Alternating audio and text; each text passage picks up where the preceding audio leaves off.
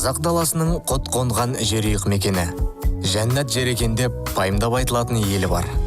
Ол елді бірі білсе, бірі білмейтін өр Алтайдың төрінен, киелі Мұзтаудың етегінен орын тепкен Қатонқарағай жері. Қатонқарағай ирелеңдеген өзенімен, жайқалған жасыл орманымен, тау еркесі Кермарал кербұғысымен, шипалы Рахман қайнарымен, маужырап жатқан Қаракөлімен, балығы тулаған Маралды көлмен, асау бұқтырмасымен дүйім елге танымал. Табиғатымен талайды таңдай қақтырып, тамсандырған, миллиондарға арман болған Қатонқарағай жеріне ат басын бұрудың сәтін салғаны біз үшін ерекше бақыт болды.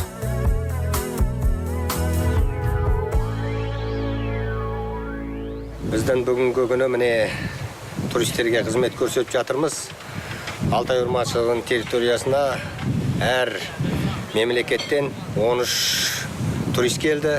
Сол 13 туристке бүгінгі күні қызмет көрсетіп, ат беріп, Сарымсақты маршрутына жібергей жатырмыз. Сарымсақты маршрутында бұлар өздері біздің табиғатымызды көріп, істеген жұмысымызбен танысады. Туристік маршруттың ұзындығы 22 километрді құрайды. Сол 22 километрге 4 күн аралығында жүріп өтеді.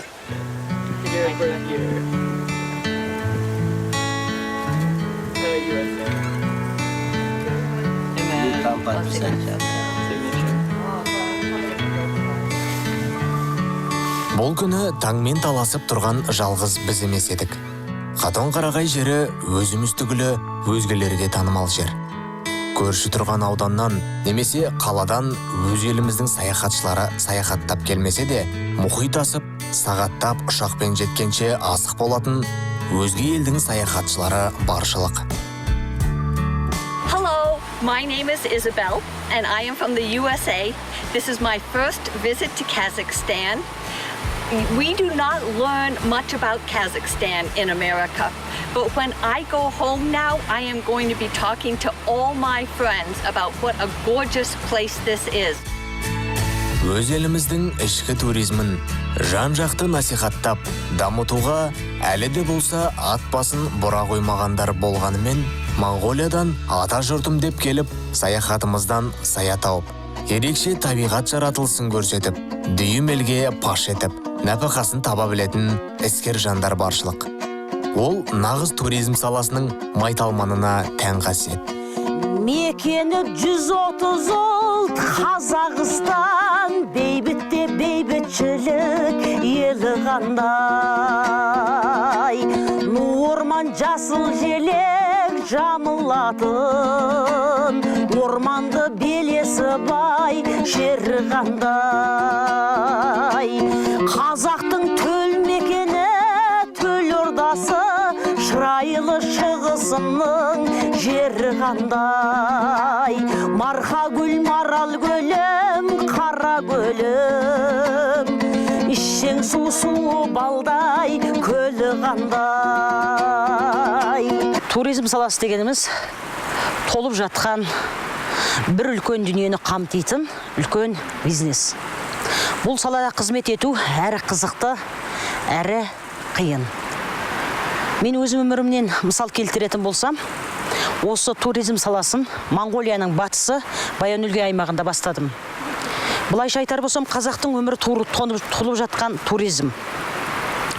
Бұның көшпенділердің өмірі, көшпенділердің барлық болмысы, өмір сүру қалпы, бұның бәрі туризм. Соның сыртында біздің атқа міну салтымыз, және де мал бағудың өзі туризмнің бір саласы. Қолөнер, бүркіт, олар таптырмайтын туризм брендтері. Адамның өмірінде ақшадан да қымбат үлкен табыстар болады. Ол не? Қазақ боп туып, қазақтың жеріне келіп, қазақ боп өзімді үлесімді осы өлкені қосқаным үшін, шырайлы шығыстың есігін сәлде болса ашқаным үшін бақыттымын.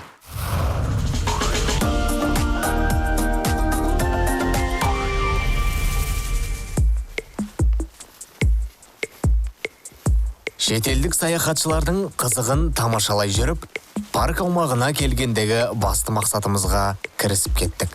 Ол көптен бері естіп, құлағымыздың құршын қандырып, бірақ көзбен көргенге жетпейтін парк аумағындағы ерекше Тоқтағұл көлі болатын. Міне, сол көлге жеткенше артынып-тартынып, сарымсақты соқпағымен жолға шықтық. Айнала ну орман, қараған көздің жауын алады. Тіпті ененің көзіндей ғана етіп жаратылған көз қарашығымызға күллі таулы аймақ сыйып кететініне таңғаларсың. Осындай кереметті бізге көріп тамашалай түссін деген ниетпен айналамызға жасыл кілемді төсей салғандай.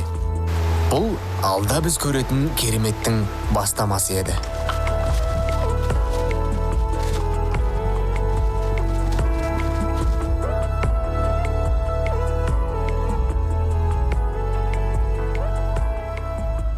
Қазақстанның әрбір өңірінде қасиетті киелі мекендер бар. Қасиеті бойына қуат беріп, дүйім елге қызмет еткен Хазірет ишандар да көптер. Хазірет ишандар да көп. Молдалар да көп болған. Әулие әмбиелер де көп болған. Бірақ бірі де бірегейі қазақтың табиғаты, шығыстың жері, төрі, жер ананың кіндігі ол Мұзтау. Мұзтау Шығыс Қазақстан облысының Қатонқарағай мемлекеттік ұлттық табиғи паркінің жер аумағында орналасқан, бір беті Ресей жағында, бір беті Қатонқарағай паркіне қарасты. Мұзтаудың кереметі, көркі, қасиеттілігі сан ғасырлар бойы ата-бабаларымыз біліп келген. Мұзтауға барып тілек тілейтін соңғы кезде үрдіс пайда болды.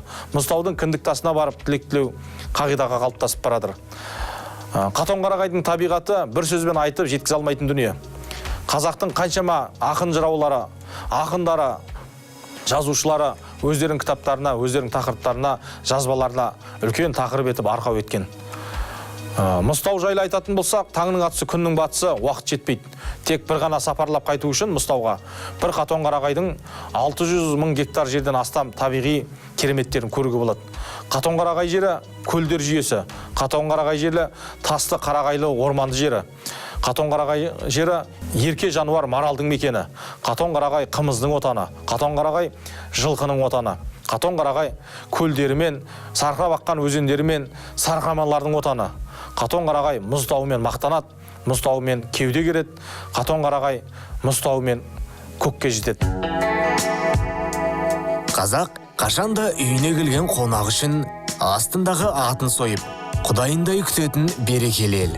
Сарымсақты соқпағындағы Қайнар Дәуітұлының бие байлап, қымыз баптаған шаңырағы да келген қонағына жылы жұмсағын төсеп, аст үстіне түсетін қырықтың бірі қыдыр қонған отбасы. Бие сауылып, ет асылып, отын жарылып, жастық шақтың қызықты күндері де еске алынды. Ақ дастархан молынан жайылып, нағыз қазақ қазақ емес, нағыз қазақ домбыра дегендей, шырайлымның саусақтарының ырқына көнген қос шектіге де үн бітті. Берекесі белуардан асып, мерекесі шатқалды күңіреткен күн туды. Сен кіресің, менімен тең жүресің, тұтанбайтын жалынды таныдырдың, енді қайтып сен оны сөндіресің.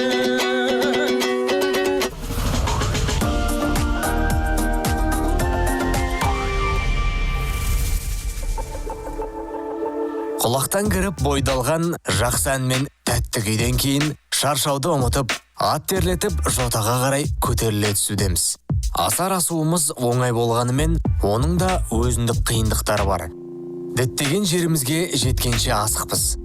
Жан-жағымыз таудың ерекше көрінісі. Сәтін сала отырып, табиғаттың көз тоймас көркі. Талай туристің көзін тойдырып, көңіліне қуанышы ұялатқан Тоқтағұл көліне де келіп жеттік.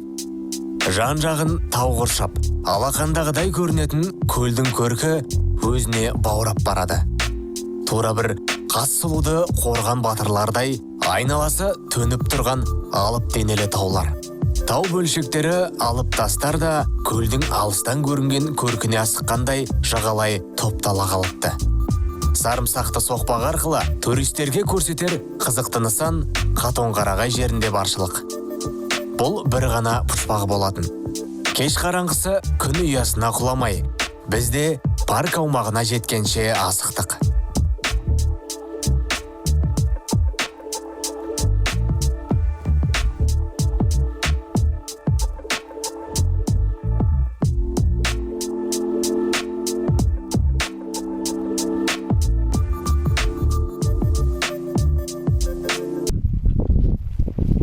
Ой, батпағы қиын екен ғой мынаяқтың, Қайдан қайттыңдар?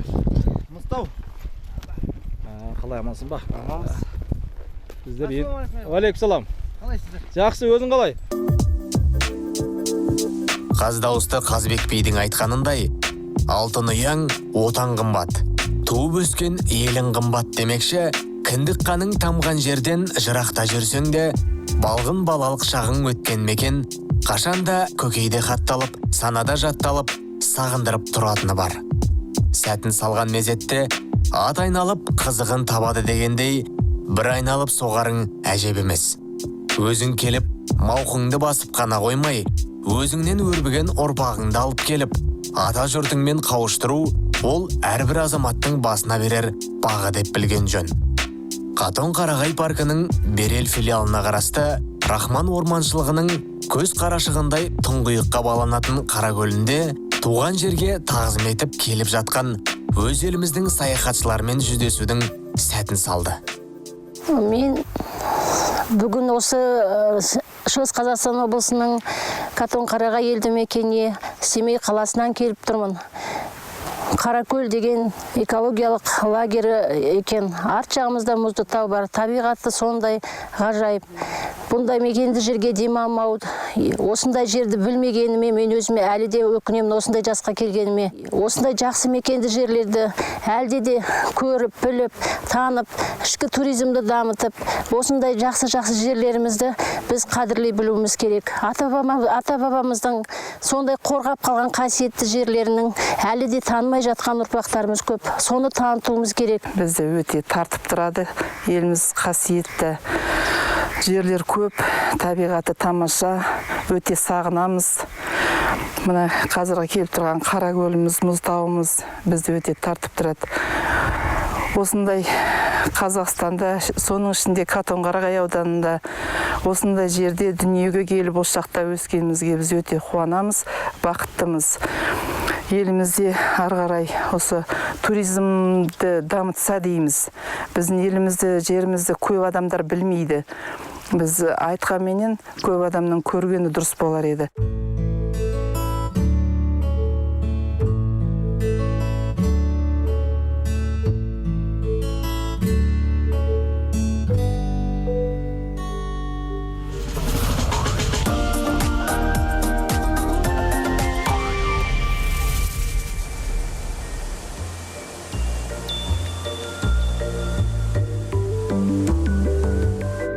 Қатон-Қарағай паркінің ішкі туризм бағытында көрсетер кереметтері молынан.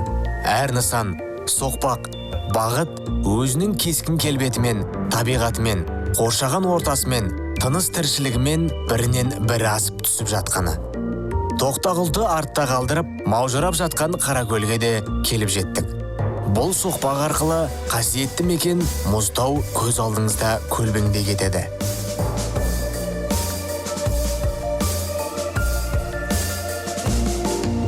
Қатон-Қарағай мемлекеттік ұлттық табиғи паркі Қазақстандағы жер көлемі бойынша ең үлкен ұлттық парк. Оның аумағы 643.477 гектар жері бар. Соған байланысты мына Алтай өңірі, Алтай тауы бәрі неше түрлі қайталанбас табиғат. Әсіресе бастақсып, Мұздауынан бастасақ, қазіргі соңғы жылдары ең көп көңіл соған бөлініп жатыр. Келіп жатқан туристердің жыл сайын 3,5 мың турист келсе, оның көп адамдары сол Мұздау өңіріне барады. Сол келуші қызығушыларға мына экологиялық туризм дейміз, соны дамыту бағытында соларға қызмет көрсету, соларға жаңағы инфраструктура, жаңағы жол мәселесін жақсартуға сол бағытта ойларымыз бар және жұмыс жасап жатырмыз. Басын қар шалған мәңгі мұздықтар мекені Мұзтау Қазақстан мен Ресейдің шекарасында орналасқан. Ал Моңғолия мен Қытай қол созым жерде тұр. Қойнауы аңыз бен дерекке толы Мұзтау киелі орындардың бірі саналады. Қаракөлден 3 шақырым жол жүрген соң, Мұзтаудың жолындағы алғашқы кедергіге тап келдік. Ол бет жағы жасыл желекпен көмкерілген, астыңғы жағы тізеге дейін бататын ми батпақты алқап. Шамамен көлемі 100 метрде жерді астымдағы төлегеннің ақбоз атымен амалдап өтуге тырысамын. Сәтін салып, жылқы үстінен ома қашпай, арғы бетке жетсем, онда Мұзтау жолындағы тағы да қызықты мекендер жайлы көрсетуді жалғастыратын болам. Мұзтауға жету үшін Қаракөл арқылы сапарға шыққанда бірнеше керемет жерлерді көруге болады. Батпақты алқапты, тоғайлы алқапты, орманды алқапты, жабайаңдарды, жазық жайлауды, соған жеткенге дейін Көккөл сарқамасын, кешегі 30-шы жылдарда пайда болған рудниктерді, кен орындарын, сол кездегі салынып қалған ағаш үйлерді, сол кездегі көпірлерді, тіпті Мұзтаудың етегіне жеткенде қасиетті тілектілейтін кіндік тастың өзі туризм бағытында бізге өте таптырмас орын. Мұзтау сұранып тұр, Мұзтау талап етіп тұр, Мұзтау өзіне тартып тұр. Мұзтау арқылы жылына миллиондаған саяхатшылар тартуға болады. Тек ол үшін бір ғана бағыт, жабайы табиғатқа кесіріміз тимей, әсеріміз тимей, ол жерлерге инфрақұрылымды тартпай-ақ, жай ғана сол тұмса табиғатты сақтап қалу арқылы аттылы соқпақпен, жаяу соқпақпен миллион туристер тартып, этнографиялық тұрғыда этноауылдарды көрсетілу, атты шаруашылықты көрсету, қымыз баптау арқылы Мұзтаудың бағытында түрлі туризм бағытында жұмыстар жасауға болады. Мұзтау өзінің қасиетімен ішкі туризм дамытуда бізді қолдап тұр. Мұзтауға барар жолда туристерге тоқтап, тынығып, немесе бір қонып шығатын мекен. Жаяу жүргені болсын, аттылысы болсын, барлығы міне осы жерге тұрақтайды. Өткені мен кеткені, адасқаны мен табысқаны, жоқ іздегені мен табиғатты көріп олжалағаны да барлығы осы тұрақта қауышады екен.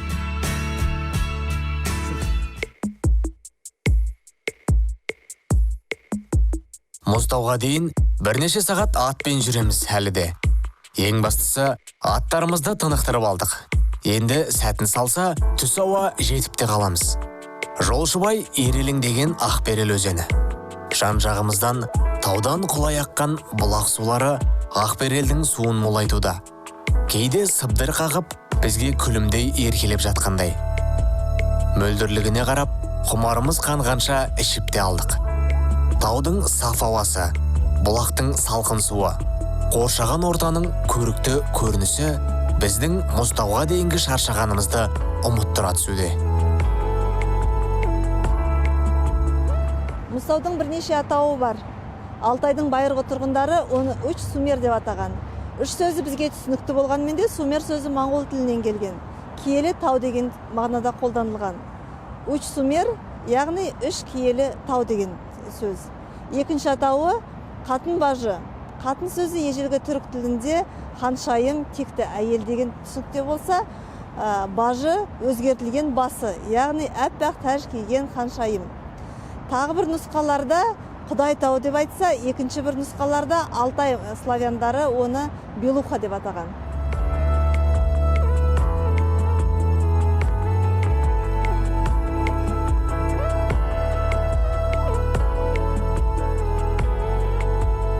Мұзтау бұлттарды өзіне тарта түседі дегенді естіген болатынмын, бірақ мән бермеген едім.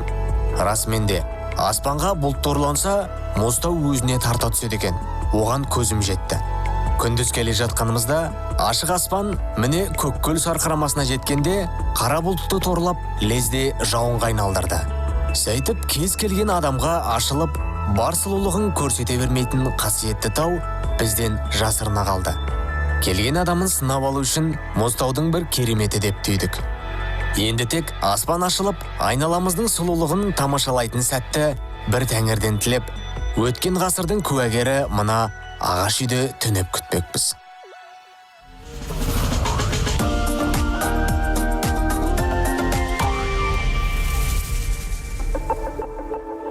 Басына сәлді ораған Мұзтау алыстан сұсты көрінеді. Мұзтау қимылдағандай басын кегжеткендей болады. Кесірлене кекірейе қалады. кейде шалқып шалқалап сақ-сақ күледі. Лезде жаңбыр жауып лезде ашылады. Дүркірей өскен зүмірет шөп біткен қарағай қалқандары гауһар тамшыдан моншақ тағып, бұлт арасынан шыға келген күн нұрына шағылысқан тамшы моншақтар сансыз түрлі бояумен құлпырып, құбылып, сәулелі музыка сыңсып тұрады. Осыдан кейін ақыл ойың қалыпты әдетінен өзгеріп, өзің емес, өзге адамға айналып кеткендей шалық сезімге бөленесің. Сонда хақ тағала шын құдірет мекені осы екен деп қаласың. Міне, бұл Қатон-Қарағай ауданы Шыңғыстай ауылында дүниеге келген қазақтың бір туылар ақиық ақыны Оралхан Бөкейдің мұзтауды суреттеу еді. Қазақтың құт қонып киесі дарыған қасиетті мұзтауы жайлы Бөкейден артық суреттеу мүмкін емес еді. Мұзтау жайлы деректерді, естеліктерді қазбалай берсең, зымыраған уақыттың да жетпей қалар анық. Қасиетті таудың көркін күн өткен сайын көруге ынтық жандар саны артып келеді. Қаупі мен қатері қатар тұрған, мұздықтары миллиондарды қойнауына сүңгітіп жіберер, мұзтауға жету кез келген жанның қолынан келе бермес шаруа. Сол қауіптердің куәгерлері тау шыңын бағындырған тауасарлармен бірге орманшылар болып келеді.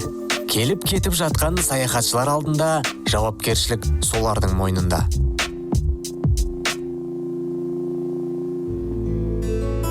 Жер ананың кіндігі деп аталатын орын осы мұзтаудың етегінде 200 метр шамасындай көтерілгенде алдыңыздан шыға келетін алып тас. Соңғы кездері саяхатшылардың арасында брендке айналған қасиетті тас. Уақыт өткен сайын төрт мұхиттың нақ ортасында орын тепкен мұзтау мен осы кіндік тас талайлардың қолы жетпес арманды мекенге айналуда.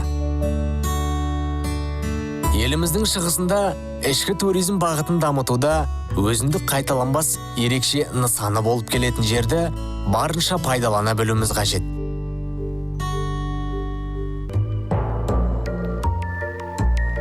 Қаракөлдің сұлулығын, Көккөл сарқырамасының шуылын, Мұзтаудың көркін, Кіндік тастың қасиетін, Маралдының балығын, Тоқтағұлдың кереметін көкейге түйдік. Керемет көрем десең, тауға бар деген қағиданың ақиқатына көз жеткіздік. Еліміздің талай тамашасына куәгер болған біздер мұншалықты таңғажайыпты біздің елге үйіп төгіп бере салған табиғат анаға шүкірлік еттік. Барымызды бағамдап, кереметтерімізге тамсана беретін күндер аз болмасын деген ниетпен Қатон-Қарағайға қайта келейікші деген тілекпен сапарымызды қорытындыладық. Жер жәннаты Қатон-Қарағай екенін пайымдадық.